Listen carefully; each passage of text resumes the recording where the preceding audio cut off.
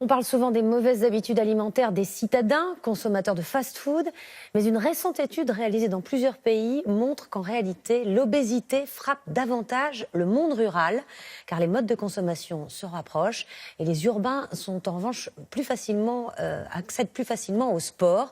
Ils ont aussi des revenus supérieurs. L'enquête de Catherine Rogerie, Angélique Etienne et Mathieu David. Oubliez le cliché du citadin en surpoids, adepte de la restauration rapide. L'obésité aujourd'hui est un mal qui touche plus la campagne que la ville. Il y a quelques mois, Annelise Sonnet ne faisait quasiment plus aucun trajet à pied. Son surpoids la faisait trop souffrir. C'était dur d'aller à l'école, avoir mal au dos, avoir mal aux genoux. Et on essaye toujours de refiler la balle à quelqu'un. Mon mari va chercher le petit à l'école plutôt que d'y aller moi-même, alors que maintenant, je prends l'initiative d'y aller moi-même. Confrontée depuis l'enfance à un problème d'obésité, Bonjour. Bonjour.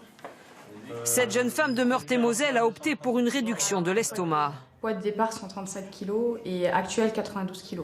D'accord. Puis a revu toutes ses habitudes de vie. Qui a changé votre vie? Si il fallait aller chercher mon fils à l'école, je prenais la voiture et j'allais le chercher en voiture.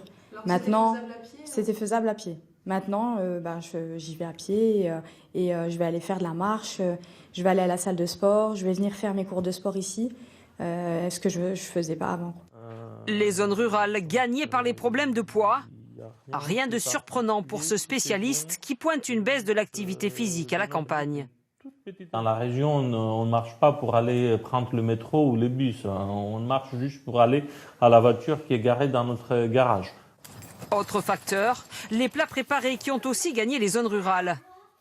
En France, une personne sur deux souffre de surpoids, mais des études récentes montrent une répartition inégale sur le territoire. Les plus concernés, la Champagne-Ardenne et la Bourgogne. À l'opposé, les Franciliens seraient les moins touchés.